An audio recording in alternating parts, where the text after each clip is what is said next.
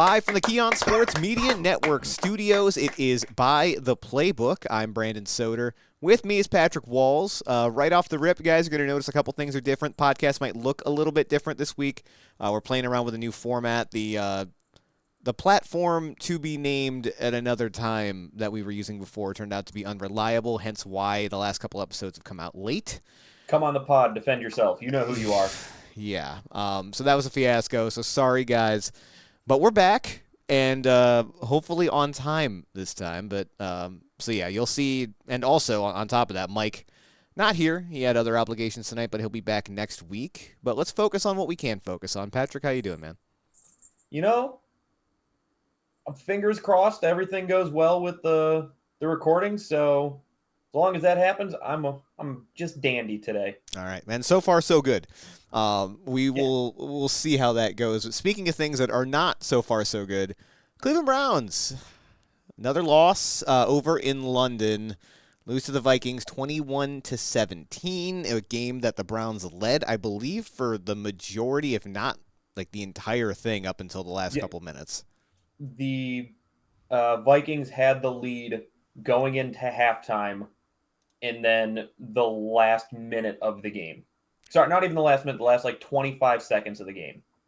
So the Browns have successfully gone from dog shit to how we would lose games constantly with Baker. So Yep.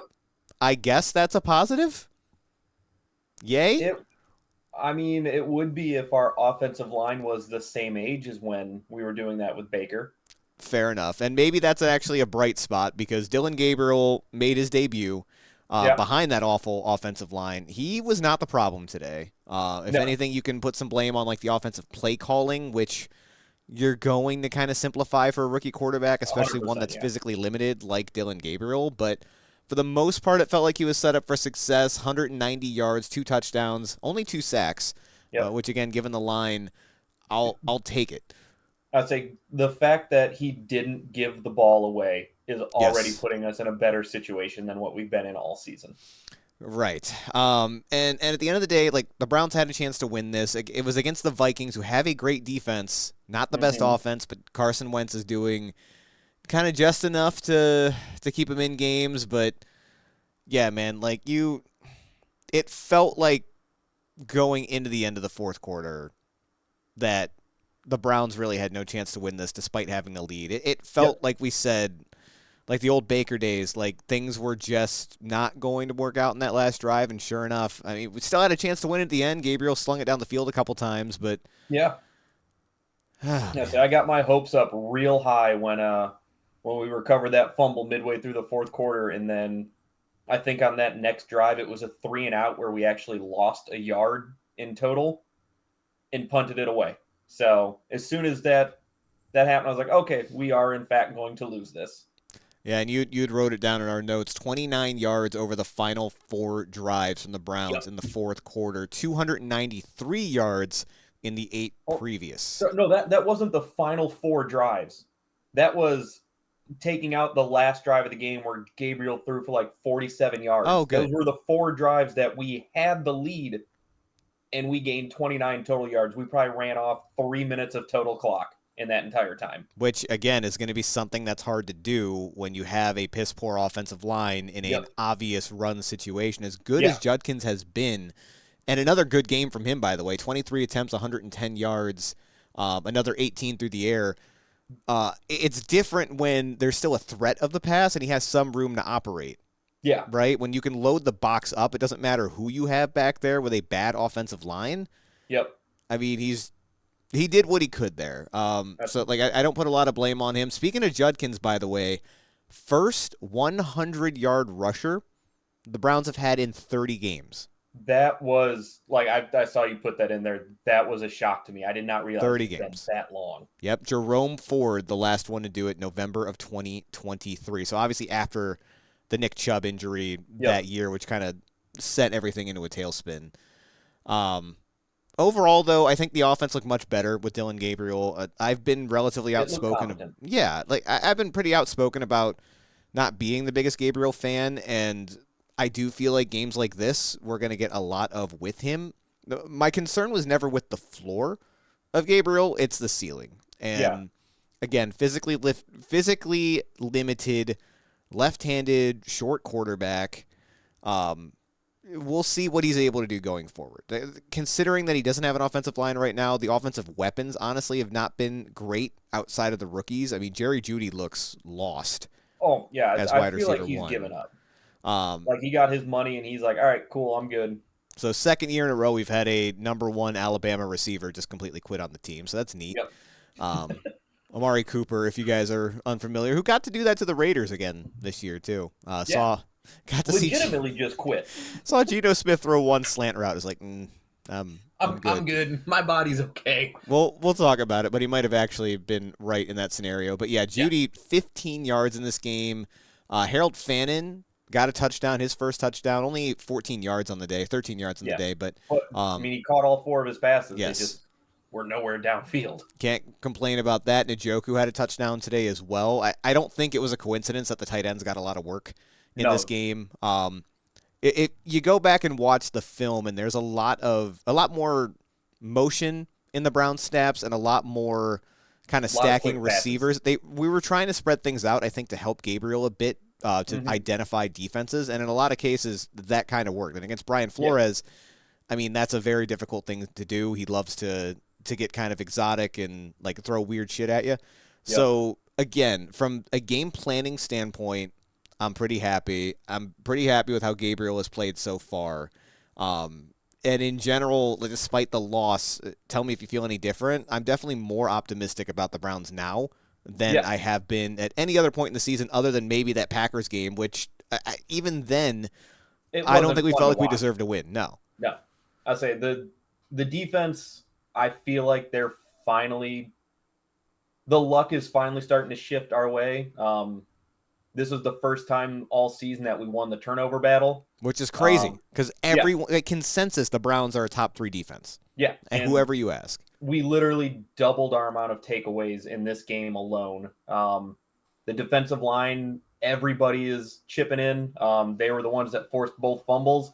Neither of those players were Mason Graham or Myles Garrett. So I like to see that. And then, like I mentioned earlier, Dillon Gabriel not giving the ball away is already putting us leaps and bounds above what Flacco was, averaging 2 picks a game. Right. Like, you won a game doing that, which is incredible, but you're not going to sustain that. And the 2 picks are fine if Flacco's still slinging it down the field like he was before. 350 yards, 3 touchdowns, and 2 picks. Right. I'll be okay with that. He was a better version of Jameis Winston when we had him. You knew he was going to make some mistakes, but you also knew he had the ability to go out and fix those and drive the ball. So overall, I'm happy with how this went. I would have been a lot happier had Jordan Addison decided not to literally be the whole last drive and catch 3 consecutive passes, including the touchdown at the end of the game. He was making up for some lost time. That was another bizarre thing in this game. Something you see in college a little bit more. It's been a while since we've seen it in the NFL, where Jordan Addison got benched for the first quarter because he just apparently decided to go sightsee on his own in London. Little strange. Missed some team meetings. That's a little bit of a tough look when you've already missed 4 games for a suspension. Yeah, for a suspension, or a conduct-related suspension at that. Yeah. So, I mean, still though, he shows up and he played very, very well, especially towards the end of the game. Cam Akers threw a touchdown today, which I don't think anybody had on their bingo card. He has played a total of 8 snaps all season. And this game, he played the 1 snap, and it was a wildcat formation, and he throws a touchdown pass. I mean, perfect QBR, man. I was saying, nobody's planning for that. No one's seeing him come in and play the wildcat and be like, oh, we know what to expect because this has happened so often. No, there's a few players where you can kind of anticipate that. At least back in the day there was. Like Jarvis Landry did that quite a bit. We were able to do that with Cribbs at times. He was a former quarterback. Julian Edelman back in the day for the Steelers. Yeah, but Edelman maybe. Yeah, Cam Akers though. But Derrick Henry is probably the weirdest one, honestly. Who's gotten several of those off. But on the Vikings side, a couple more things. Carson Wentz, serviceable. 25 and 34, 236 yards and a touchdown. I think if you get that out of Carson Wentz, you'll probably win 7 out of 10 times if you're the Vikings, with how talented the rest of that roster is. Justin Jefferson got his still 123 yards. He continues to get fed. So Vikings look good. The conversation around them, what's going to make things interesting is when do you bring J.J. McCarthy back? Because obviously no one thinks Carson Wentz is the future. No. But he's looked a lot better than JJ did at all. But do you give up in another entire season, kind of like you had to do last year with Darnold?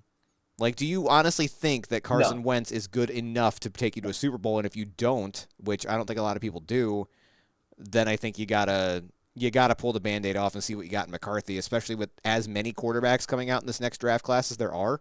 Yep. You got to figure something. It's put up or shut up, man. And what we've seen from McCarthy so far has not been good.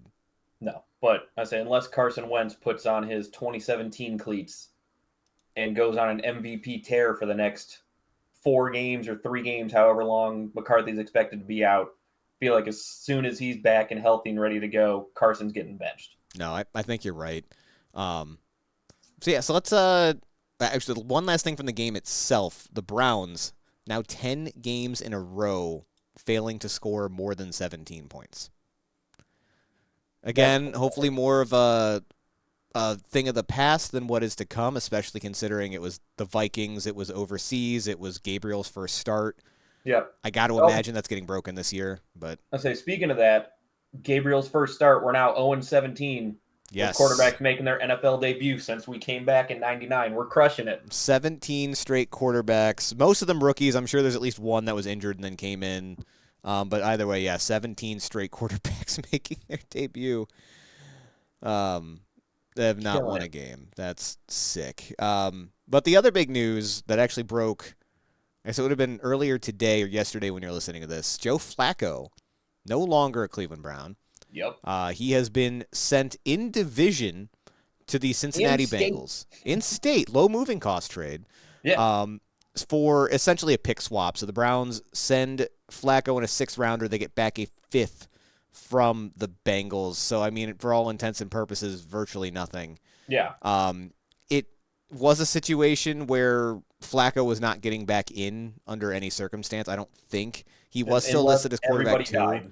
Right, and he was still listed as quarterback 2, but Stefanski knows as much as he keeps trying to play coy about it, he's got to see what Sanders has at some point this year as well. Yeah. And at that point, I think having Flacco on the roster does nothing but kind of convolute things, especially since he does have a decent fan base here. Like the second that either of these guys are struggling, I don't think they wanted the calls for Flacco to come back in or anything like that. As dumb as that would have been. Fun fact, though, this is the first interdivision quarterback trade since 2010. Yep. When the Eagles sent a very, very old Donovan McNabb to Washington.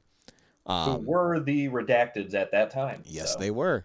And then before that, I did not put it in the sheet, but do you know the only other time that has happened? It has only happened 3 total times. Drew Bledsoe from the Patriots to the Bills. Yes, I believe that was 2001. 2001. Yes.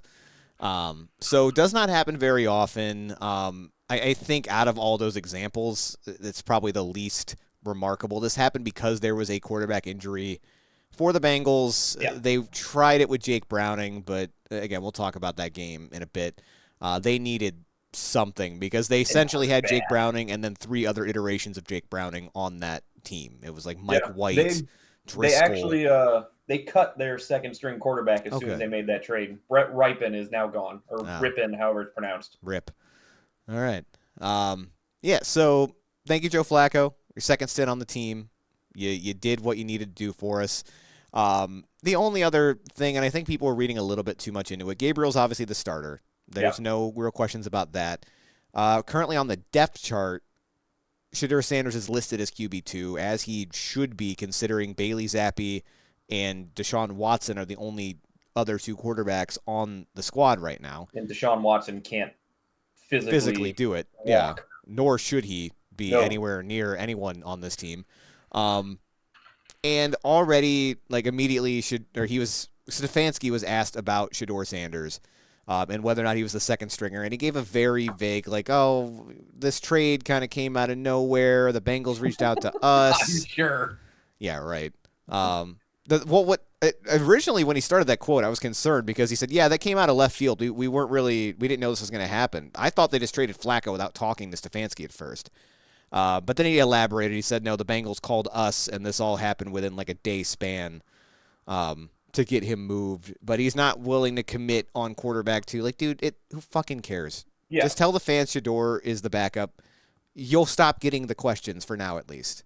Yeah. Until Gabriel has a stretch of bad games. And then immediately, I'm sure Mary Kay Cabot's going to come in and be like, well, have you considered starting Shedeur Sanders? Like she was doing for Joe Flacco's job from week 1. I say if Mary Kay Cabot could just stop reporting, that would be awesome. And, Terry Pluto. Either one. We'll take one or the other, man. We're not picky.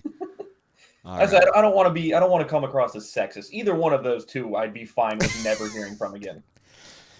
Oh God, man! Yeah, what really sent me over the edge was after that Packers win. She asked like 3 questions about benching Joe Flacco. I'm like, dude, it's their first win of the year. At the time, we thought the Packers were the best team in the NFL. Yeah, and that's the question you're asking. Let's let it cool off for a minute. And then finally coming up for the Browns, 1 p.m. in Pittsburgh on Sunday. Still a little bit mad about the scheduling situation here, that the Steelers play in London and they get to come off a bye, but the Browns have to come right back and play the Steelers. Yeah. Which, whatever. I feel like normally when you play in London, you get that. I'm sure there's a primetime game or something later this year. Like do we have a Thursday night or anything? Not that I'm aware of. Okay, then yeah, this is bullshit. The Browns should have been on bye last week. You didn't have to send Atlanta. Like, Atlanta had no reason to be on bye. Who was it? I think the Packers were on bye last week as well. Yeah. Yeah, the Packers were. So, yeah, I don't know. Whatever. I get it. We're not going to get a lot of nods when it comes to scheduling, but against Pittsburgh, again, we'll hit it in the pick'ems.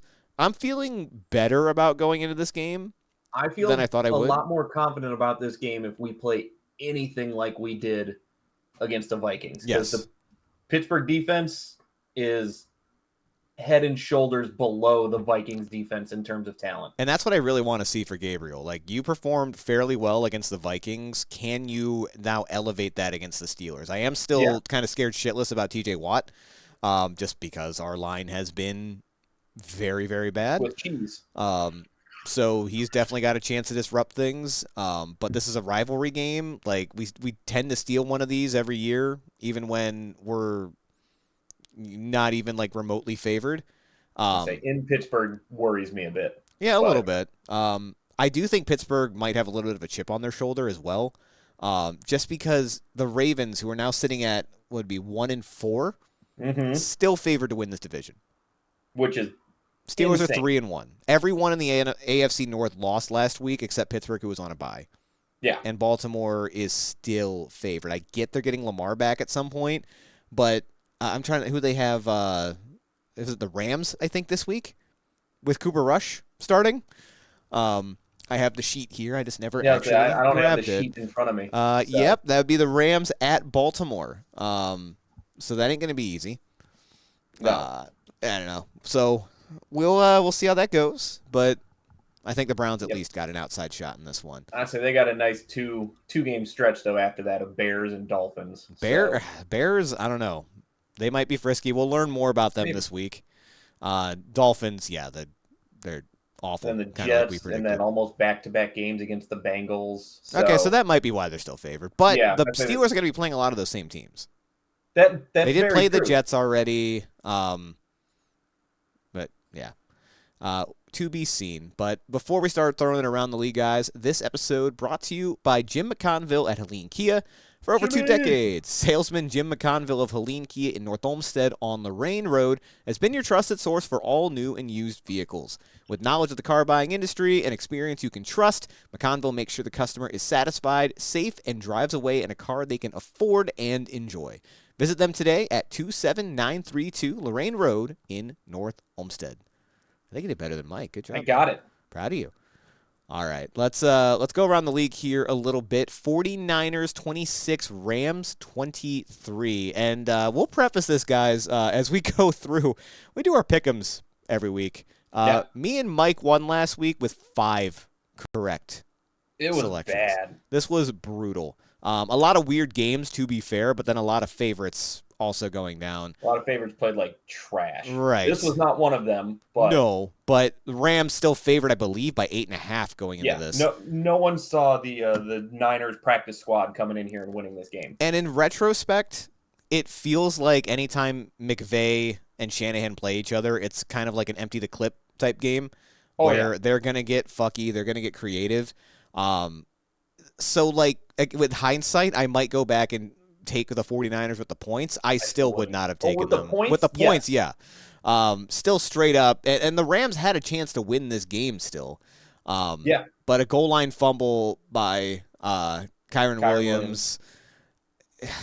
I mean, they've had some bad. Like, granted, they're 3-2, so their luck hasn't been that bad. But they lost against the Eagles because of not one, but 2 blocked field goals. Yes. And then this one, they have a fumble at the goal line that would have put them up. I think that would have been 26-23 at that point. Yep. So again, the Rams are what we thought best case scenario the Rams would be at this point.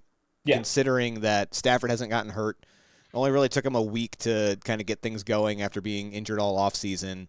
So I think they're ultimately going to be fine as long as he stays healthy. Puka Nacua is absolutely incredible. Even with Devontae Adams there getting targets. He is the only receiver ever to have 50 receptions through the first 5 games of the season. He's currently on pace for 177 catches and 1,999 yards. That is nuts. Why? It's always the Rams and Stafford, man. It's Stafford specifically because Calvin Johnson has the current record, correct? Of yards, yes. Yeah, and then Cooper Kupp's in second. Yep. When he was on the team, and now Puka Nacua is second in yards, and I think 3rd overall for catches in a season. Yeah, and now Puka Nacua is just Nacua is on pace to break both of those touchdowns. He's not there. He's not going to get the Triple Crown, but he'll get those 2. It looks like pretty handily. Which is nuts because out of those 3, he definitely has the best wide receiver 2 on the other side of him out of any of those, which I get. For sure, yeah. Well, I get helps free things up, but it's not like Devontae's not getting fed. No. Like, he's still getting his. And they still have Kyren Williams. Yeah, I'm saying Kyren Williams still doing pretty damn well, too. And the defense is solid. Like, they're not like the Eagles where they can only focus on one thing at a time. Yeah, right. Oh, God. We'll get to them. And really the only other thing I want to bring up, Mac Jones played very well in this game. I think he died at the end of it, though, which is obviously concerning. Dude, he played a whole quarter and a half after that. Yo, he got hit again, though, on his last drive, and it looked bad when he got over. The man is, like, if that doesn't scream revenge tour, I don't know what does. Yeah, which I don't think he has any specific beef with the Rams, but he has looked good in 2 games so far. The second game against, was it the Jaguars? Yes. I believe it was not a great showing. I mean, even so, like, based on the stats I know Brock Purdy played for the Jags. Who did? He had 1 game where they won, but they really should not have. I think that might have been... I want to say it's week 3. Yeah, because what's his name? Brock Purdy only played the first 2 games. No, he played like week 1 and week 4, I think. Purdy? Yeah. Was it week 4? What was the week 3 game? They lost to the Jags in week 4. That was Purdy. They beat the Cardinals, 16-15? That's right. Yes, that was the bad Mac Jones game against the Cardinals. But they just can't get out of their own game. Like, it wasn't that bad. No, not for what we thought Mac Jones was, but Shanahan's system, they're using him very well. I feel pretty confident that they could float this thing to the playoffs as they are, especially when the Rams, I think, was kind of marked as a loss on a lot of people's schedules for them, and able to come away with a win. The biggest concern I had coming out of this game, though, was not the play of Mac Jones, but the sideline routine for him. I don't know if this is something he does every game, or if it just got focused on this time. He likes bananas, which is fine. You got to eat something during the game.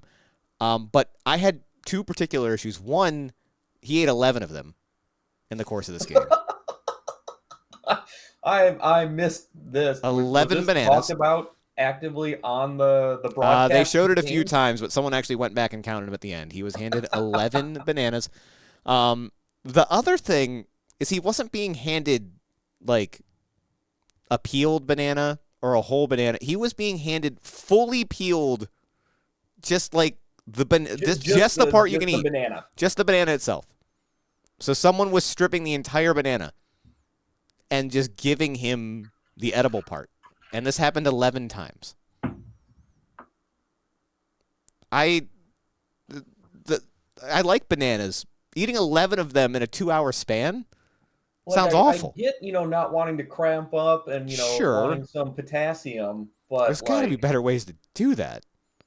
Dude, I don't think I eat 11 bananas in a month. No, and I certainly don't raw dog 11 of them. I can tell you that. Like, that's a lot. So I don't think since I've been like 5 years old have I ever raw dogged a banana and it was cut up and given to me on a plate at that point. If they start doing that, I'll lose my shit. Just like a little paper plate with like some peanut butter on the side of it. I'm going to scour LinkedIn and try to find that job and apply for it in every team in the NFL. Like, I will be the banana cutter for you guys. Just on the back of the bench, just like slicing them up with a butter knife. Yeah. And as if Mac Jones didn't already appear to be enough of a psychopath, he apparently also saw a dead body floating outside of his hotel the day of the game and had to give like a statement and everything about it. So yeah, either this dude is just batshit insane and seeing things and eating just raw ass bananas on the sideline, or it was just a weird day for him, man. I don't know.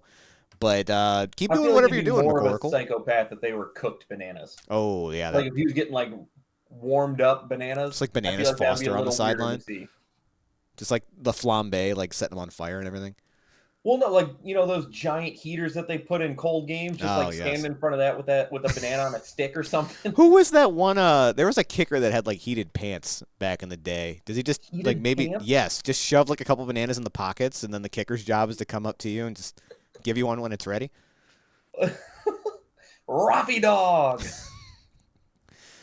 All right. Well, congrats to the Niners now.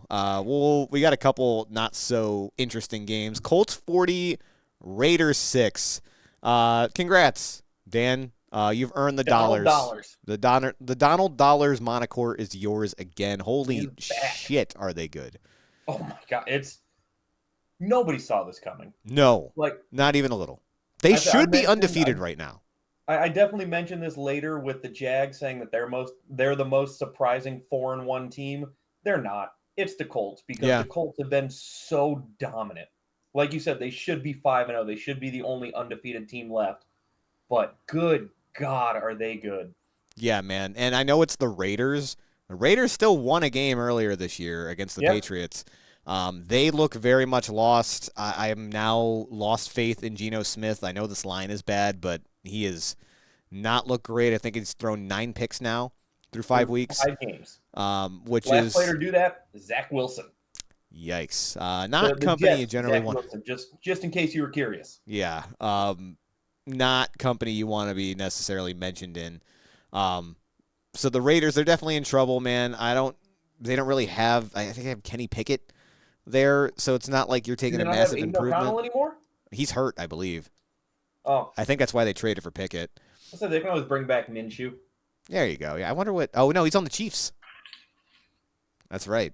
Which is very weird. But yeah, enough about the Raiders, man. This is all the Colts. No one would have predicted this. They were 2 insane Adonai Mitchell plays away from being undefeated right now. And they would have been the last undefeated team, by the way, because they had a lot of favorites lose this week. Yeah. Jonathan Taylor looks like his old self all of a sudden. Tyler Warren is looking like one of, if not the best picks in the firt round. By the way, the second tight end taken. Yeah, I say Ben Johnson is kicking himself. Tyler Warren is Ben Johnson's wet dream of what he would want. They overthought it, man. They overthought it. I don't understand that. Colston Love both of them were similarly rated as far as where they would get drafted. Warren was definitely the favorite and also the better offensive weapon. Yes. Graham does a lot more for you from like a schematic and blocking standpoint, which I guess might have been the thought because you also have Cole Kmet there, who's definitely more of like a vertical threat. It's not like Tyler Warren is afraid to block. No, not at all. That man will Again, they overthought it. fucking head off. They overthought this. But either way, yeah, Tyler Warren looks amazing. I think he's already played like 6 different positions for the Colts too. Yeah, he's Wide thrown passes, receiver, he's run the running back, ball, he's tight caught the end. ball, he's blocked. Yeah, he's awesome. So good to see the Penn State kid doing really, really well. But yeah, anything else on this game though, man? It was a thorough ass kicking by the Colts. I say, outside of Jonathan Taylor being on pace for 1,600 yards and 20 touchdowns, and the fact that he has already topped his receiving yards from last year and catches from last year through 5 games is insane. Jesus like, Christ. I get that, Jonathan Taylor is better than any running back that Daniel Jones had outside of Saquon in his last couple of years or his last year there, but I never would have expected him to actually turn into this as a receiving No, back. because like it's not like Shane Steichen was known as like a quarterback whisperer or anything. Like we had seen the Colts fail over and over again at bringing in these veteran quarterbacks. Yeah. Kind of on their last leg. They were the Steelers, basically. Yeah, with 100%. veteran quarterbacks, just doing enough to get to the playoffs. Yep. And that wasn't even working towards the end there. Like Gardner couldn't do it. Carson Wentz couldn't do it. So yeah, they were absolutely set up to fail, and we were very vocal in that nobody on this pod thought Jones was going to do anything. We didn't think the Colts were going to make the playoffs, and they're in the driver's seat right now to at least make the playoffs. For starting Daniel Jones over Anthony Richardson, right? Like, but after seeing what Anthony Richardson could do. We literally called it the world's worst quarterback controversy. Like, yeah, having to wake up and realize your team is debating between Daniel Jones and Anthony Richardson on who's going to be leading them. Yeah, and lo and behold, they have an MVP, legitimate MVP candidate right now. If he wins MVP, Jesus Christ, the world will explode. Yeah, the world will explode. My one last thing on this is RIP to Spencer Shedeur, the kicker. We don't give a whole lot of love to them, but that man looked like the real deal, and being a Browns fan and seeing how difficult it is to find a kicker, it's sad when someone has one and they just yeah, Shedur's been very good. Fingers crossed it doesn't screw up his career, because he was doing real well. Yep, had that game winner against the Broncos. He was having a very good season. Time to bring back Hot Rod, though. Rodrigo Blankenship is just apparently making nothing but TikToks about kicking. And he was formerly an Indianapolis Colt. Yeah. So I think it might make sense. But moving on, we talked about MVP candidates in Daniel Jones, which is insane. I think we also have to start giving some flowers to Dak Prescott. Cowboys 37, Jets 22. Again, the score is not indicative of what this game was. The Jets kind of started clawing back towards the end. But the Cowboys just belt to ass right away. This offense has been incredible. It feels dirty and wrong to say. I think they've looked better without CeeDee Lamb offensively. It's very much like the Bills last year when they didn't have Stephon Diggs and Josh Allen was able to just kind of like, all right, cool, I have nobody screaming at me for the ball. I'm just going to throw it to whoever is open instead of trying to force the ball to my best guy. Yeah, and maybe it's just everyone's happier when George Pickens is happy. I don't know. It's probably a possibility because he's not throwing punches in the locker room. That's fair. But George Pickens has looked incredible taking over that number 1 spot. Jake Ferguson has picked up a lot of slack as well. And Javonte Williams, another guy that I think most of us had kind of given up on, coming from the Broncos, coming to a worse offensive line, and just a generally worse situation, has found brand new life. He looks incredible, man. I don't know if it's just scheme or if he's fully healthy for the first time in a while. I'm not sure, but I'd love seeing Javonte kind of start killing it now. I'm sad that, none of us really saw this coming, and, we let somebody else pick him up in our fantasy league who's just running away with everything. Yeah. But if we're talking about MVPs on this team, Dak Prescott has looked very good, but Javonte Williams has been the straw that stirs the drink. That man is just running roughshod right now behind what you said, a pretty below average offensive line. If nothing else, I think he deserves comeback player of the year, most improved, something. Yeah. He needs to get some love there. Cowboys also in this game, 4 offensive linemen out. Yep. In an already kind of older, depleted unit, and still Javonte looked very good.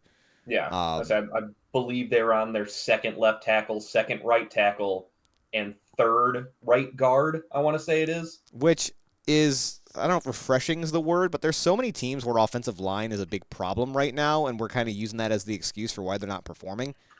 Cowboys, I mean, it's the Jets, so let's be careful. They just lose to the Bears somewhat outside of recently. Quinn and Williams, they got nothing. Yeah. But still, the fact that they still had a 100-yard rusher, they still looked very good. They put up 37 points despite that.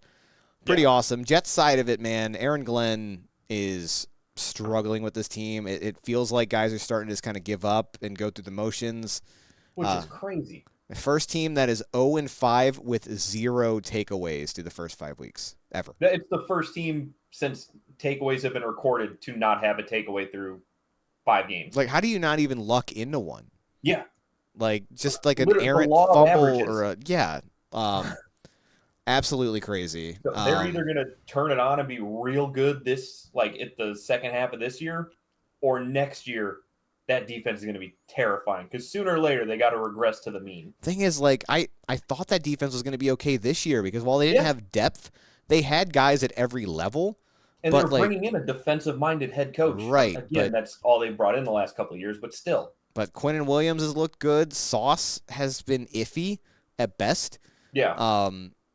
They have not been playing well as a unit. I mean, Justin Fields, to his credit, really hasn't been the issue.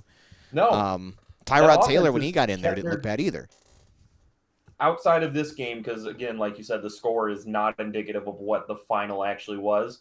But up until this game, when Justin Fields has been in, it's literally been the offense that has kept them in games. The defense just, they're a wet paper bag right now. Yeah. Yep. So I think Aaron Glenn's definitely the hot seat candidate for first-year coaches, for sure. I imagine they'll at least give him a full year, but when you're going to be looking at potentially bringing in a new quarterback next year, there's a lot of things you got to fix on this team. I don't know if he survives or not. It's going to depend entirely on what the Madden ratings are when the roster updates last week of the season on where the owner's son thinks they should have been at. Yep. So. There's another podcast I listened to where one of the guys is a Jets fan, and he tried doing a Jets rebuild, acquired 20 draft picks, still won 3 games, didn't do particularly great, and they fired him. So not looking great for Aaron Glenn. Nope. Sorry, buddy. Glad the ownership is realistic in that game. All right, we can touch on this one briefly. Saints 26, Giants 14. Patrick, you want to lead off on here? I mean, I don't know what Kellen Moore is whispering into Spencer Rattler's ear, but this was another quarterback room that we made jokes about, you've got Tyler Shuck and Rattler and whatever the hell, Jacob something or whatever is your quarterbacks. You guys are going to suck. Rattler has looked remarkably average. Yeah. And coming from what we were expecting at the beginning of the year, that is the biggest improvement we could have ever given this team. Yeah, and considering, and a lot of these losses have not been his fault. His first win I think this is his 11th start. Yeah. And he looked much worse last year, to give some context. But really, there's just way too many holes in this roster to expect them to be successful without a superstar quarterback. Yep. So considering, again, offensive line issues, defense is not great. Offensively, you've got Chris Olave and an aging Alvin Kamara. Was it Juwan Jennings? Or not Juwan Jennings. Juwan Johnson, the tight end that's been playing pretty well. Rashid Shaheed. Yeah, who, again, deep threat guy. Yep. You got a couple pieces there, but for the most part, to be able to get a win with this team, I think is definitely a step in the right direction for the Saints. I do think they got to figure out if they have something in Tyler Shuck still. I mean, the dude's 26 on this roster. They spent a second-round pick on him. Isn't he injured?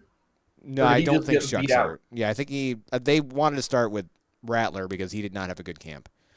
And then Hayner is the one that ended up getting cut out of those 3. Jake Hayner, that's it. Yeah. Yep, okay. I knew it started with an H. But other side, the Giants, defense still look good. Jackson Dart has to kind of hone it back in. I think he tried playing hero ball a little bit too much in this one. Yep. Which I think ultimately he'll be fine. Cam Scatterbo still looks like he's just a human wrecking ball. Yeah, that's the best way to say it, man. He looks for contact. Yep. He has no interest in being shifty at this point. No, I say he has no interest in living past 32. Yeah. And then last thing that was kind of interesting to me, Alvin Kamara actually out-touched by Kendry Miller in this one. Yep. I mean, Kamara is an older running back, but still, I think he finished his fantasy running back 2 or 3 last year. Yeah, I say he was killing it. I mean, most of his work, as it has in the last couple of years, has been out of the backfield receiving. But at the same time, like I get the offensive line is bad, but Alvin Kamara, theoretically and talent wise, is still the better of the two, I believe. So the fact that you're giving more rushes to Kendry Miller is surprising this early in the season. My theory is that they're trying to look to trade Kamara. I mean, they could be. That's a try very to keep good him healthy possibility, but I mean, I guess this isn't Madden where the stats are all that matters. They're looking for longevity, so taking him back a little bit makes more sense. Exactly. I think the Chiefs are a pretty strong candidate. The Pacheco looked better this week. But I wouldn't be surprised if he got moved. Let's go back to our division here. Oh boy, Texans 44, Ravens 10. Yeah. Now, preface with the fact that Cooper Rush started this game. Cooper Rush, who looked serviceable on the Cowboys as a backup. But they also didn't have Kyle Hamilton. Correct. I can't remember that defensive tackle's name, but he was an All-Pro last year. They were missing. Was it Marlon Humphrey or was Marlon it? Humphrey was out. Yeah. Yep. So yeah, they were missing 4 All-Pro players, which is going to make things difficult. But still, the Texans have not 44. Texans have not really looked great all year until they played the Titans last week, who also are not bad. a great team. Who should be 0-5 still. Exactly. CJ, he looked good, man. 477 yards the last 2 games. Again, be it against 2 of the worst defenses in the league right now. I'm really proud of this pun, but has CJ Fraud found his Stroud instead of his stride? Yeah, I got that. Yeah, thank you. I like that pun. I was proud of myself for that one. That was solid. Nick Chubb also looked good in this one. Still, Texans, I got to see do it against a team that's, again, not starting a backup quarterback, has a bunch of defensive starters hurt. Before I'm ready to kind of buy into them, especially in that division, which is way tougher than anyone would have anticipated. That's 2 4-1 teams. Right. And then just a couple more things on the Ravens, man. I think it's time to start panicking a little bit. It's only their second 1-4 start in franchise history. Yep. Which you got that one for us. Thank you, Patrick. But then Derrick Henry's washed. Derrick Henry has yet to match his week 1 rushing total. Yep. Over the last 4 weeks combined. Yeah. He's still like 20 yards behind it. He's averaging 5 yards a carry on the season. He averaged 9.4 in the first game. He has not topped, I think, like 4 yards a carry since. Yep. And the best game that he was having was that Chiefs game where they only gave him the ball 8 times. Yep. From an average standpoint, at least. But then the last thing, too, man, this is not the Ravens defense that we kind of grew up with. No. The first team in the Super Bowl era to allow 37 or more points in 4 out of their first 5 games. The 5th one being the Browns. The Browns, yeah. Yeah. That's not the stat specifically, but I'm just context. The Browns were the one that couldn't score 37. Yeah. I say got another stat to go along with that one. They gave up 5 offensive touchdowns to the Texans. Prior to this game, the Texans had scored 6 offensive touchdowns in the first 4 games. Jesus Christ. And that includes the Titans. Yeah, their defense is broken. It's very bad. And if Lamar misses more than 1 or 2 more games, I think they're in a lot of trouble. I say since Lamar came into the league, they are 4-11 with him out as the starter. Jeez. So it's only going to get worse with how bad this defense is playing. Because before, they could at least rely on that to keep them in the games. At the moment, that's not happening. Even with Lamar, like they have not looked great at this point. And the Steelers, again, they're 3-1. Everyone else in the division lost this week. They were on bye. Ravens still somehow the favorites. Yeah. Which is a bit odd to win the division, but I say our Bird Bowl is looking real bad right now. Yeah. Speaking of, let's talk about the other side of that Bird Bowl. Eagles lose their first game. They lose to the Broncos 21-17. Why don't you start on the Broncos side of it, because they seem like they've kind of started to turn things on as of late. Yeah, I say I can't even say turning things on. Like I put in here, their 2 losses have come by a combined 4 points. They're currently outscoring opponents by 33 points, so they should, in theory, be at least 4-1, potentially 5-0. But like they're not doing it flashy. Like Bo Nix isn't playing as well as he did last No, year, not at all. And but that's still my concern about this team. but But they are playing as a team, doing what is needed to do to win. And if that, as soon as that defense turns it on or the offense picks it up, it's going to be scary and they're going to be a tough team to beat. 100%. And again, Bo Nix, that is still my biggest point of concern. He's playing better than he was at the very beginning of this year. Mm-hmm. Still not necessarily good enough. He really turned it on in the fourth quarter of this game to lead that game winner, that drive. He didn't turn it on last year until week 6, so Yeah, it's a good rookie season though. Like you never. I get It's what you week mean. 6. It could be his thing. That's true. Like Joe Burrow and the Bengals when he doesn't Exactly. Yeah. The Eagles, man, like as good as I think Jalen Hurts is and as much crap as he's gotten, I don't think they're going to win a lot of games when he throws 40 plus times. That's the thing.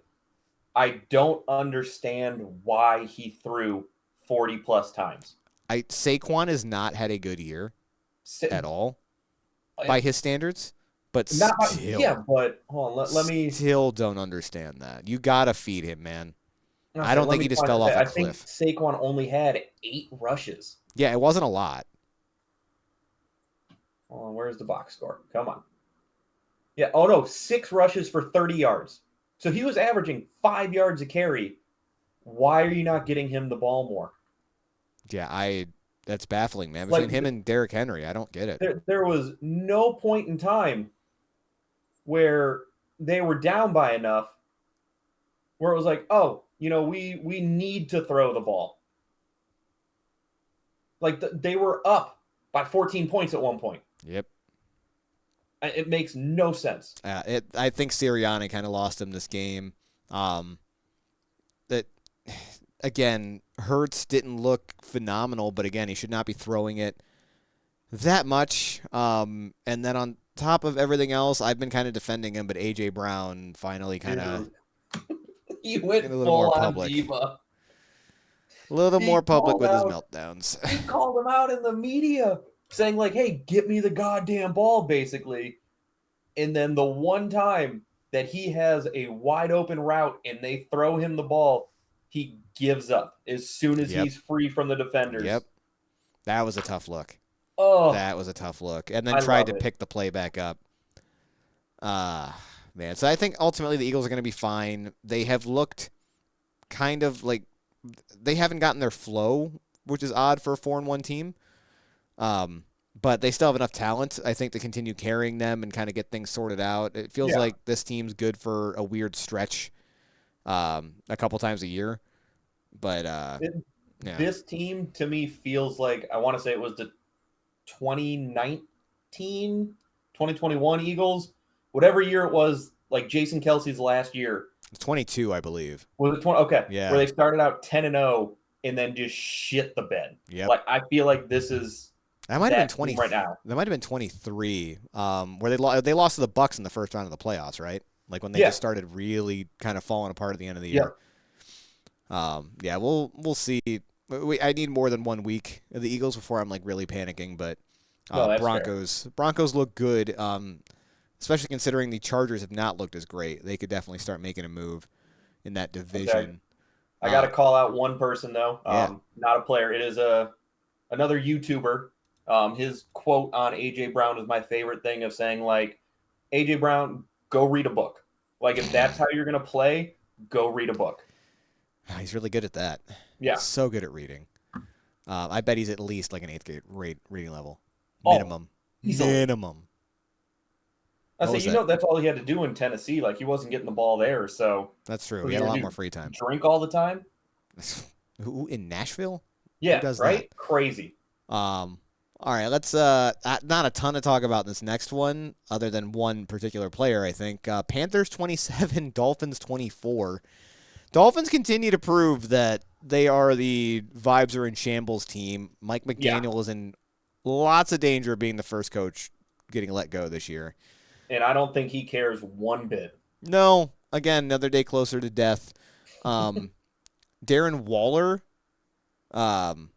is looking good, which is He looks strange. like it's 2021. Yeah, which, again, not a lot of people expected that. I don't know what him and Jonathan Taylor, like what drink they found, like what sports drink, but they're both taking it back 5 years, and they are looking phenomenal. Yeah, so that's working out pretty well for them. But otherwise, the team's kind of broken, man. Tua is still not the answer. No, The biggest thing, though, where the fuck did Rico Dottle come from? I don't know. I have the stats. 28 carries for 83 yards coming into this game. Obviously, 23 for 206 in this game. 206 yards, the most by any running back so far this year, and it's Rico Dottle.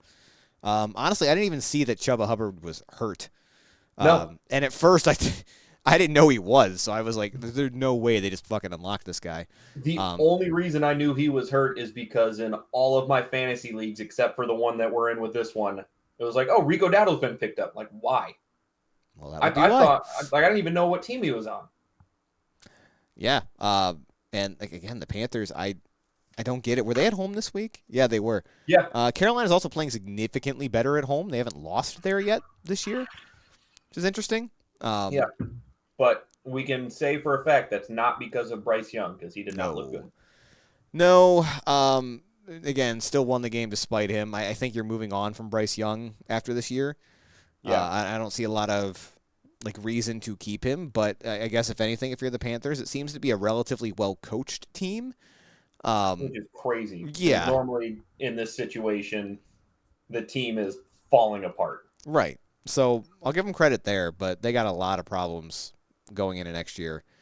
I thought they were going to take a step forward this year. They definitely have not. Nope. Won a couple games we didn't think they would, but other than that, not wonderful.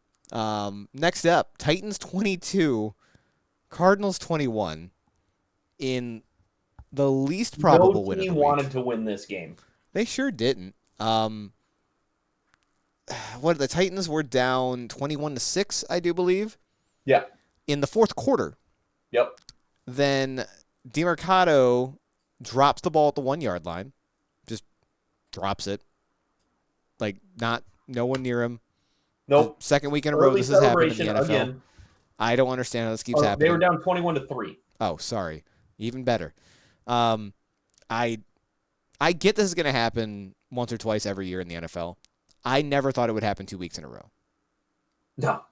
How is that not being that would be my worst fucking nightmare. I would be literally carrying that ball back to the sideline with me. I don't understand the thought process.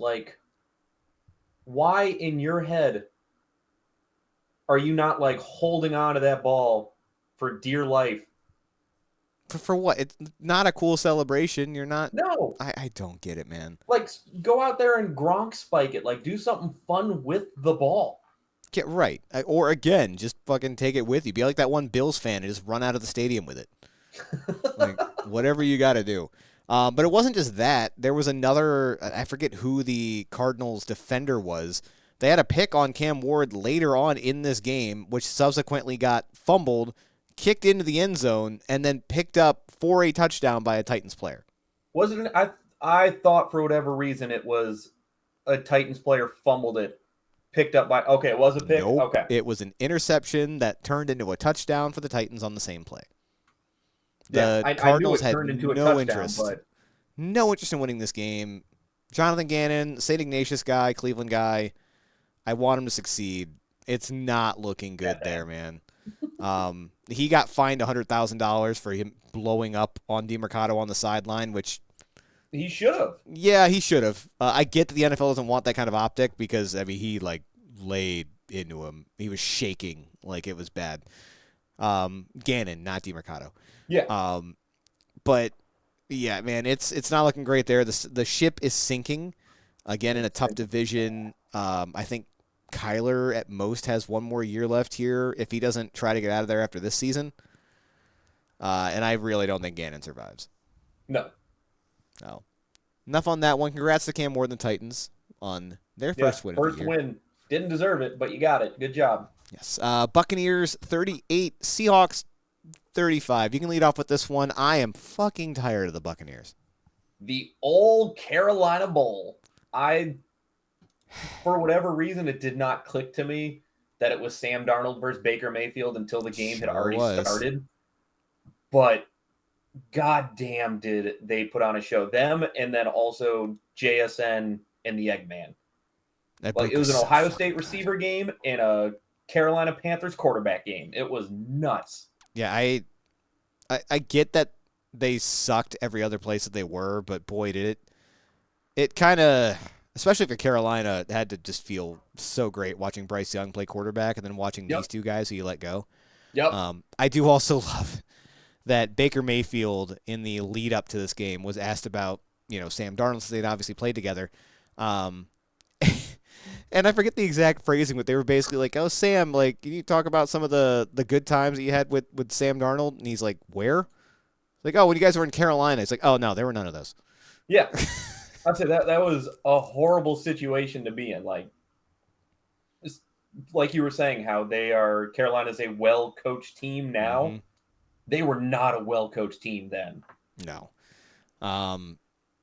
Yeah, so that's again, I'm glad both of these guys are playing much better in the new spots. I was wrong about Sam Darnold going to the Seahawks. I really thought that out of O'Connell's system, he would struggle. Definitely not the reason that they lost this game. No, I say he has not shown prior to last season that he was a capable starting quarterback. Again, he was with the Jets. He was with the Panthers. Like, he never really had a chance to succeed there, but like I don't know what switch was flipped for him, but he has been good for, what, I'd say 19 of his last 22 games or 21 games. Just those last couple games in Minnesota. The week 14 or week 17. The Lions and there's the Lions and the Rams too. It's not like they were bad teams. I'd say it was the playoffs and then the last week of the season. But outside of that, he has looked phenomenal. Yeah, we'll see if he comes back down to earth, but they got a good thing going there in Seattle. That defense is very good. The Buccaneers defense is honestly probably what's holding them back, but it's literally just their pass defense. Yeah. They're like, I think 9th or 10th in rushing defense, but they're, I want to say, like 28th or 29th in pass defense. They're one good defensive back away from being a legit Super Bowl contender. Bucs trade for Sauce? What are they going to, I mean, I have no idea what the cap situation or anything looks at, but it's not like the Jets are using it. In Madden, Chris Godwin for Sauce Gardner might be taken. Yeah, maybe. In real life, probably not. Yeah, no, probably not. Did you read the stats, though, between Baker and Darnold? I'm sorry if I missed it. Like, they're combined? Oh, yeah. Well, no, I didn't read it on here, but yeah. I got a fun comparison for this, speaking of Bryce Young. But Baker and Darnold combined for 57 of 77 passing, 720 yards, 6 touchdowns, and 1 interception. We're going to compare that to Bryce Young's season stats. Oh, God. 106 for 174, 951 yards, 7 touchdowns, and 4 picks. So in one game, those two combined for a significantly better quarterback through 5 games of Bryce Young. Great. Bryce Young's the answer. Yeah. But yeah, biggest takeaway, I think Bucs and Seahawks are both good. Yes. But this division is going to be the Buccaneers to lose unless Atlanta can figure something out. Lions 37, Bengals 24. Another game where that score does not do the game justice. No. Lions had control of this off the fucking rip. Yeah. Just defensively, the Bengals could do absolutely nothing. Jake Browning, again, not the answer, and the Bengals agree with us. As they went out and got Joe Flacco. My favorite stat from this one was Jamar Chase, in the fourth quarter, was the team's leading tackler. It wasn't until the end of the game that somebody acquired one more tackle than him. He had 3 tackles in the fourth quarter, or by the fourth quarter, I should say. That's just from Jake Browning throwing picks. On the year, Jamar Chase has more tackles than he has touchdowns. 5 tackles, 3 touchdowns. Yeah. Not his fault in the slightest. No, not at all. I'd I, say one fun or a couple fun facts for this one, but this is the 14th game that Monty and Gibbs have both scored a touchdown.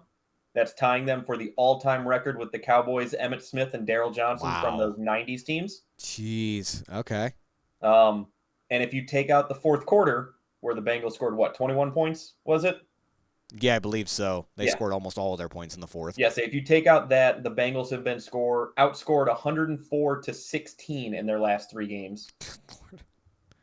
And also, if you take out the fourth quarter, Jake Browning has been 68 for 108, 592 yards, 3 touchdowns, and 8 picks this season. Jesus Christ. So, yeah, technically he should be leading the league in picks. I know because Geno played one more game than he did, 1.5 more games. Yeah.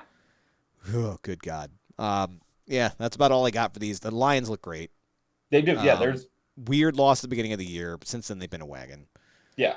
Nothing to really worry about. Speaking of worrying, though, Commanders 27, Chargers 10.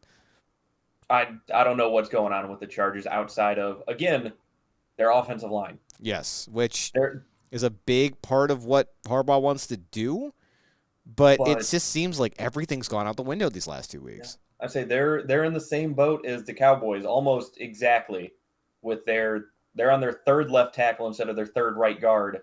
They're on their second right guard and their second right tackle. But the Cowboys have found a way to figure it out, and I would argue that the Chargers have significantly better offensive weapons right now than the Cowboys And do. the Commanders' defense is not great either. It's better than the Cowboys, but yeah, man. I'm a little bit concerned. We'll see if they can right the ship, man. But they looked unstoppable for the first 3 weeks, and and just it's like as soon as Joe Alt went down, everything is kind of flipped. Yeah. So one more thing before we move on. Yeah. Keenan Allen, fastest player in the NFL history to 1,000 receptions, so kudos to him. That was a pretty funny graphic, seeing fastest anything next to Keenan Allen. Keenan Allen, yeah. Also, I don't know if it was that picture or something else, but have you seen that man's shoulders? Not recently. Apparently, because of all the injuries he's had on his AC joints, he has like horns on his shoulders. It is the most disturbing thing I've ever seen. All right. Love that for him. Yeah. Ouch. It's like seeing like a center's feet in the NBA. Yeah. Just disturbing. It's disgusting. But then Krosky Merritt, Bill, had himself a game. Couple touchdowns in this one. I think he's finally kind of established himself as running back 1. Yeah. He had that game back in week 2, and then they decided not to use him again until today, and I don't understand They went like running back by committee, and they absolutely don't need to at this point. No, he's significantly better than Chris Rodriguez or whoever the hell else is back there. I don't even remember at this point. Not Eckler, he's hurt. But yeah, Commanders are back. The Jaden Daniels looks fine. We'll see against a better defense how he continues to look. Patriots 23, Bills 20. This game right off the rip felt fucky. I think it felt like 4 or 5 fumbles in the first half between the two teams. It was just sloppy. It's exactly kind of the script that you needed if you were the Patriots to have a chance to win this game. Yeah. And ultimately they did it. And it wasn't all just off a slop. Drake May was a very, very big part of this. He looked great. Also finally getting Hendrickson in there, or Travion Henderson in there. It only took, what's his name, Stevenson fumbling 3 times to kind of force their hand, and then Antonio Gibson blowing out his knee. When you're getting all your rushes on the goal line and vulturing 2 touchdowns, you can handle those 3 fumbles. I get that. Yeah, I don't get Ramondre. He's pretty much washed up. Travion's significantly better. Yeah, so hopefully they figure that out. If nothing else, he should be getting more second running back reps. Gibson's done for the year. Yeah, which does suck for them too, because just from a kick return perspective, he was great this year. So good. So that definitely sucks. But Patriots, man, like they still have some problems, especially on defense. And their offensive line actually has looked much better. I think they need one more playmaker. On the receiving side, Stephon Diggs has looked good these last few weeks. He's the first Patriot to have consecutive 100-yard receiving games since 2019. Jesus Christ. 6 years? 6 years since fuck? That was Mac Jones. No, it wasn't. That was pre-Mac Jones. Would have been what? Cam Newton? I think that was post-Cam Newton, pre-Mac Jones. Jacoby Brissett? No, I think it might have been pre-both of them. Good Lord. I don't think it was after Tom Brady left. Did they go directly to Cam? Oh, wait, no. 2019, you said? Yeah. That would have been Brady. Yeah, 2020 was his first year in Tampa Bay. Holy shit. Yeah, that's right. Shit. But yeah, man, Drake May, like a great quarterback, can make up for a lot, and I think he's well on his way to being a stud. I'll say one more thing on this. This is the first time the Bills have lost a turnover battle in 26 games. Wow. And again, their defense isn't their calling card. No. But again, a lot of fumbles in this one. It was just sloppy from the jump. Yeah, and this is what happens when Josh Allen is not MVP level. Like, their defense is not good enough to win them the game. He is the crux of that team, for sure, yeah. which shouldn't be a surprise to anybody. Last game, the Monday night game, another surprise, Jaguars 31, Chiefs 28. And we kind of thought the Chiefs were back. Jaguars look good. ETN continues to look good. For Easter Island head. Why can't I think of his name? Good Lord. Trevor Lawrence. Tried to just Jaguar away the last drive. Fell down twice after getting the ball and then managed to run it in for a touchdown, given it was a broken play. But kind of concerned with some of the effort I saw if you go back and watch that, especially on like the All-22. A couple of those guys at the second level had just kind of given up on the play and thought he was down, I guess. I don't know. Chris Jones made zero attempt to go after him, which that's your best defensive player, and it's really not close. I was reading the post-game interviews, and Chris Jones was like, I gave up on the play. I thought like someone else would get to him. And he was like, that was the feeling in the locker room. Everyone had the same thought, like, someone else will get to him. Yep. It's like seeing a car crash, like, someone else will call 911. But that's so weird for an Andy Reid coach team and a Steve Spagnuolo coach defense. Yeah, it was a bizarre, absolute brain fart on a team that they've been in the Super Bowl for what, the last 4 years straight? Shouldn't have that brain fart. No. And it's just bizarre to me, man. Something feels weird about this Chiefs team. I'm not ruling out them being able to figure it out. The Jags are obviously good. But the offense has still looked very much broken at times. Pacheco looked better today, but the running game hasn't really been consistently good for the Chiefs. No. I say when your leading rusher is still Kareem Hunt, there's an issue. Right. 2-3 on the year now for the Chiefs. Strange division. They got to be happy that the Chargers are starting to reel a little bit, but the Broncos are right there still too. The Raiders are a football team. They're only one game out of the division, out of the lead for the division right now, so they're not in a bad spot. But... No, not at all. But we'll see if that division continues to cannibalize itself. Yeah. I'm gonna assume the Chiefs are making the playoffs until I see they don't, even if they get in as a wild card. Yep. But yeah, man, they a little bit concerning. And Patrick Mahomes, I think, is still kind of being asked to do too much. Maybe Rashee Rice coming back helps him. Xavier Worthy's looked good since he's been back. Yeah. I say they had a quick little scare for him right there, though. But I think he left with like a knee injury in the second or third quarter. And he was listed as questionable going into that game as well. Yeah. And that, to be fair, that was one of the big concerns in the draft with Worthy was would he be able to stay healthy, being a little bit of a smaller, thinner guy. Yeah. So hopefully that doesn't continue to pop up. Because that's a different offense when Worthy's in. Rashee Rice, I believe, is coming back next week.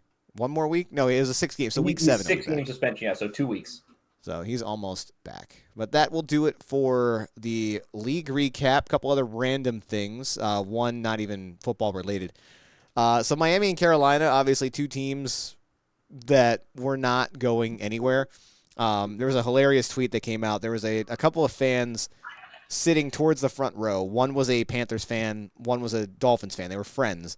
Went to the game together. And they had one of those paper bags with the eyes cut out in it that we'd see with the Browns all the time. And they were just trading it back and forth every time the other team scored a touchdown. I didn't see that, but that's fantastic. I love that. They're embracing the suck. Yeah. That's about all you can do. And then playoff baseball going on right now. Unfortunately, Guardians eliminated. But the team I've started to kind of put my weight behind, the Mariners, just because they haven't had a lot of success lately. They beat the Tigers. It would be 2 nights ago when you're listening to this. And Cal Raleigh, the catcher, has been having an incredible year.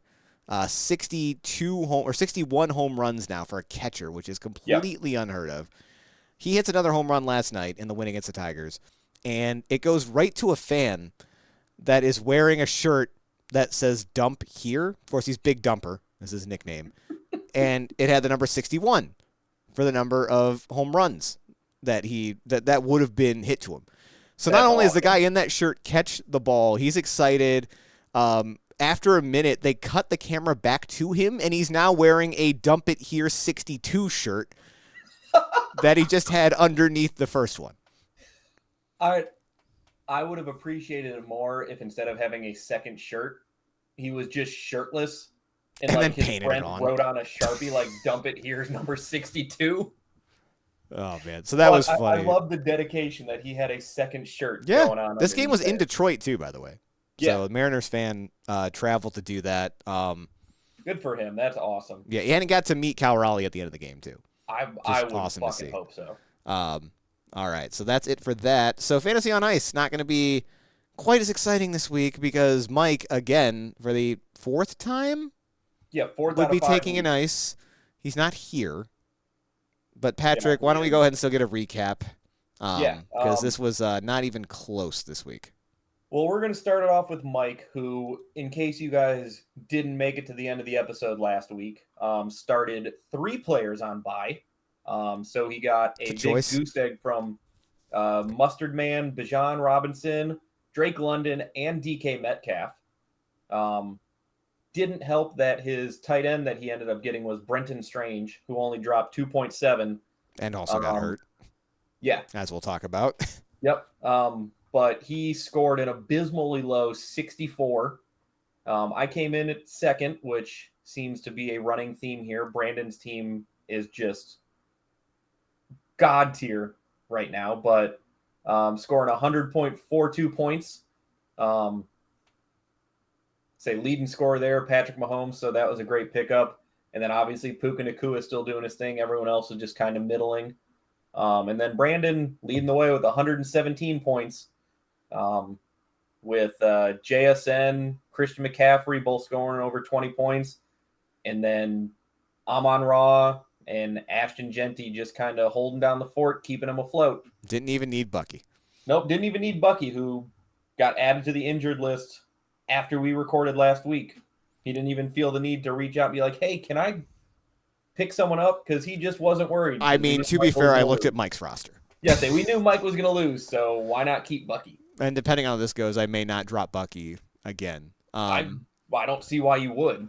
So let's go ahead and pull up our handy dandy wheel. That is not the wheel, as y'all just saw. That was our rundown sheet. This is the wheel, which, Patrick, I do realize you will be unable to see this week, so you'll have to trust me. I was unable to see it last week, so. That's all right. So let's start with Mike. Mike had sent you the players that he was interested in dropping. Where is he starting?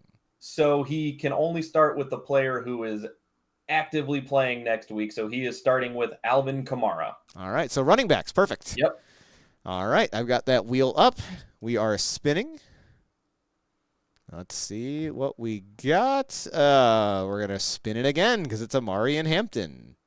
Let's take you off. Who's injured? Sure is. Should probably update these at some point. Yeah, I was going to ask you about that after we were done recording. Oh, no. Who do you get? Caleb Johnson. No, he didn't. Who's not even hurt. He just sucks. Oh, yeah. Never mind. I'm not taking anybody out of this. Fuck it. We need to update to the most recent top 30. Probably, but for now. Yep. Yeah, you get Caleb, buddy. I'm sorry. Caleb Johnson. All right, so then that flips to you. So that goes to me next. I can't drop Omarion first. I have to drop someone else first. So we're going to stick with running backs. All right. Because I'm dropping Chase Brown. All right. Chase Brown, the new quarterback. We're going to drop you, and instead you get a reroll. Ooh, you almost got RJ Harvey. Oh, no, Harvey's on a team, I believe. But either way, Aaron Jones is who you got. So we're not taking him out completely because he might. Okay, I would say Aaron Jones is injured. Yeah. He's injured, but Okay. he's not like done for the year. Yeah. Well, you could have Chase Brown back. Nope. We're killing it over here. Let's try again. How about Saquon Barkley? Gladly. Yeah, good pickup. All right, Mike's and going then to be Brandon. thrilled that he got Caleb Johnson and you Yeah. got Saquon Barkley. I say we're gonna hear about that tomorrow for sure. Probably tonight, actually. I'm sure we will. Yeah. Great. All right, Brandon, are you dropping anybody? I am not. I'm going to let it ride. So let's flip back to Mike. All right. Say it doesn't really matter, so we're going with Nico Collins. All right, wide receivers. Wait, or is that his flex spot? That's a wide receiver spot. All right, let's go. He But he has. is on bye this week. Okay, So. Garrett Wilson. Oh, okay. Could be worse. All right. And then we're gonna flip back to me. We're going to the flex wheel. Flex wheel. And we are dropping Omarion Hampton because he is now on IR. Flex wheel.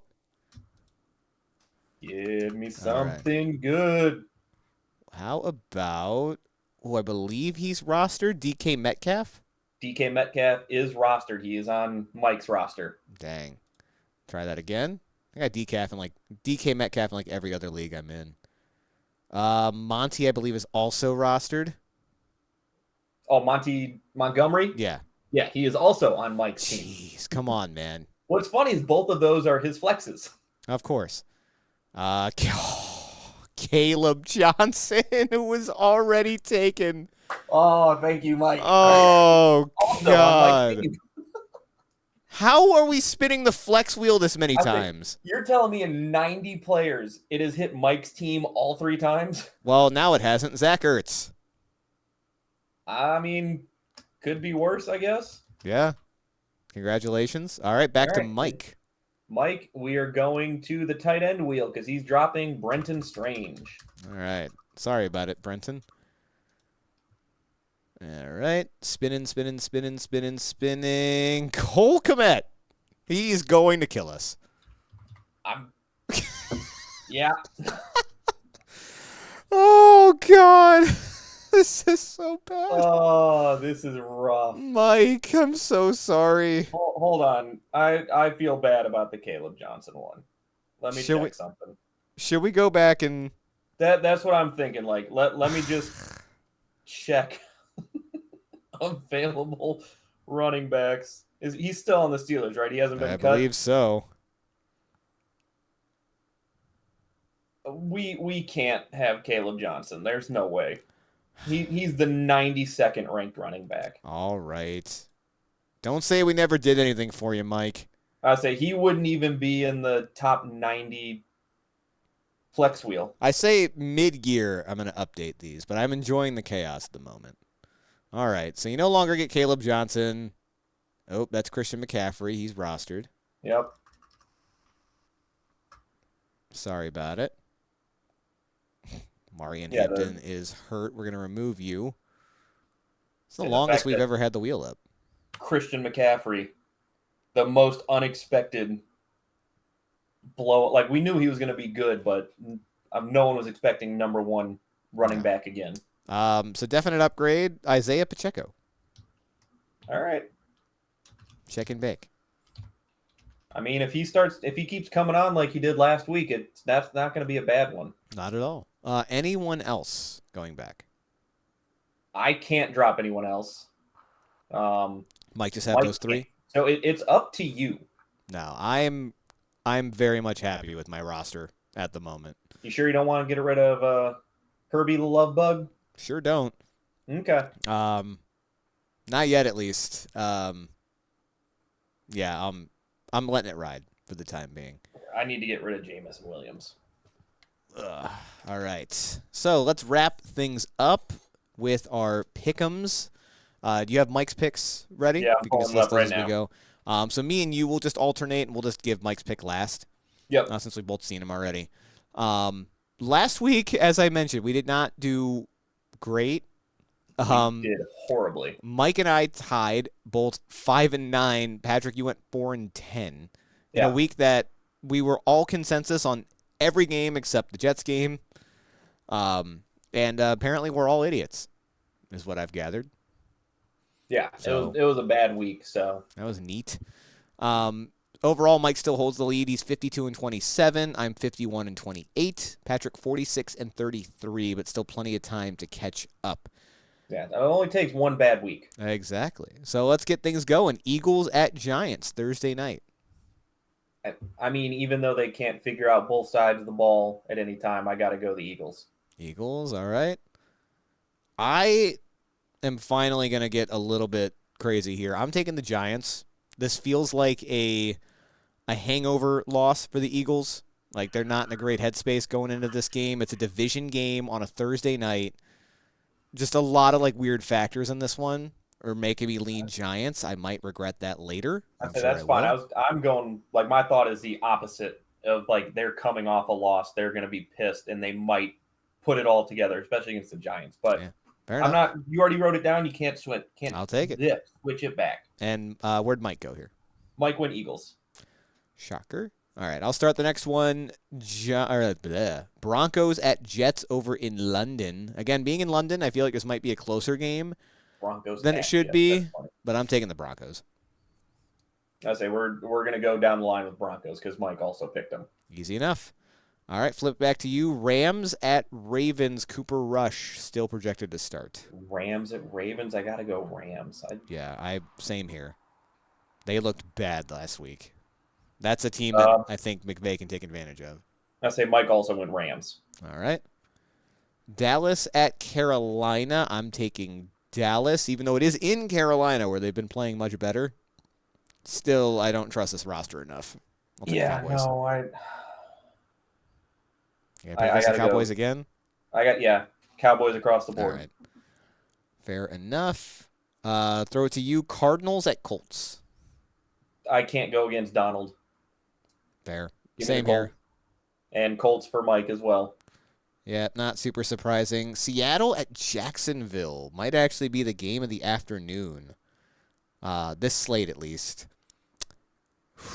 It's in Jacksonville. This kind of feels like a toss-up game for me. I'm gonna take Seattle, not by a lot. I like their defense a little bit more than the Jaguars, and I trust Sam Darnold still more than Trevor Lawrence this year, which feels weird to say, but it's a pick-em, man. That's a toss-up. I say Mike went with the Jags, so I was hoping that you guys would both go Jags and I could go Seattle. Mike can pick up on one of us. I know, but the Jags defense has been on an absolute tear, and I don't see how they can continue because I think they're leading the league with like 15 takeaways through 5 games. It's been a crazy clip. There's no way that keeps up, so I got to go Seahawks. All right. I'll start with you. Chargers at Dolphins. Even as bad as the Chargers have looked the last 2 games, I can't see them getting beat by the Dolphins. I don't trust the Dolphins. Mike go Chargers as well? Yep, Chargers across the board. All right. I'll start off here. Cleveland at Pittsburgh. For the first time this year, I will take the Browns. I want to take the Browns so bad, but Mike also picked the Browns. Wow. All right. So I want to go Steelers. I need to get games back against both of you guys. All right. Next up, start with you. New England at New Orleans, the New Bowl. I'm going Patriots. Patriots. I think this might actually be a decent game coming off that Bills win. But I'm taking the Pats too. Pats for Mike as well. All right.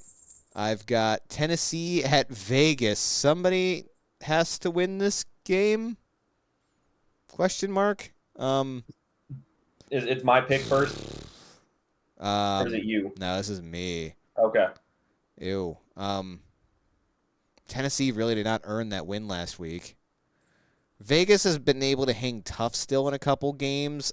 I'm going to lean them just for the coaching advantage, but I'm not going to feel good about it. Mine, exact same thoughts of like they have the coaching advantage. They've got I don't want to say better team, but players with more experience. Sure. So Yeah, All it's right. Raiders across the board because Mike also Mike picked took them. the wow. All right, probably the only time that's happening this year. This time it does start with you. Cincy at Green Bay. Joe Flacco will be getting the start. I mean, Joe Flacco wasn't the reason that the Browns beat the Packers, so I don't think he's going to be the reason the Bengals beat the Packers. That would be hilarious. So, as much as I don't have faith in Jordan Love, I have even less faith in the Bengals defense. Give me the Pack. Yeah, I think they get a spark from Joe Flacco, but Packers coming off a bye week. The Bengals defense has been atrocious. Yeah, I still think Green Bay wins this one. Packers for Mike as well. All right. All right, 4 left. It's me here. San Francisco at Tampa Bay. I cannot keep picking against the Buccaneers. San Fran's going to find a way to stay in this one with half a team, and the Buccaneers are going to find a way to win it down with 3 minutes left.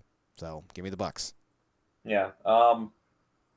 Do we know if any of the receivers for the Niners are going to be back? I don't believe so. All right. Then it's going to be a sweep for the Bucs. All right.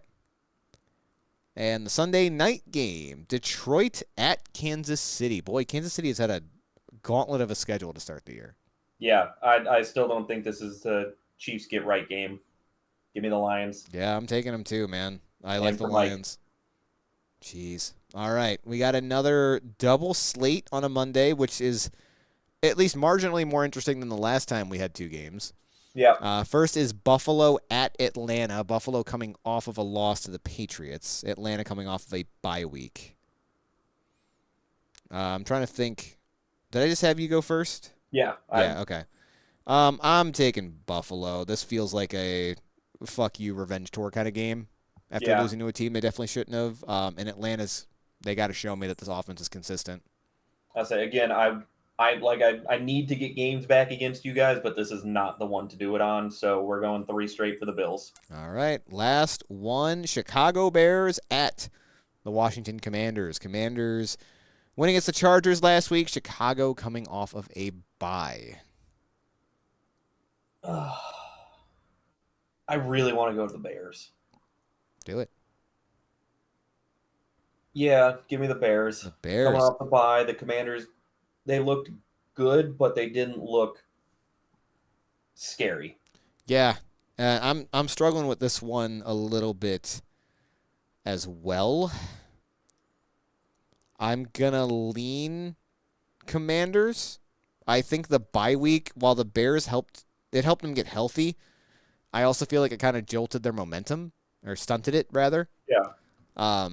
So Washington in again a game that I would not feel comfortable throwing money on. Mike's also going the Commanders, by the way. Yeah. All right. I say my thought is Ben Johnson with a week to prepare for a not great defense and hopefully revenge the game last year. Okay, I'll put it this way. I would not be surprised if the Bears win this game. Yeah. Fingers crossed. I hope they do because I need games. Yeah, again, still week 6. We got time. We're a third of the way through the season. But I got to chip away at some point. Fair enough.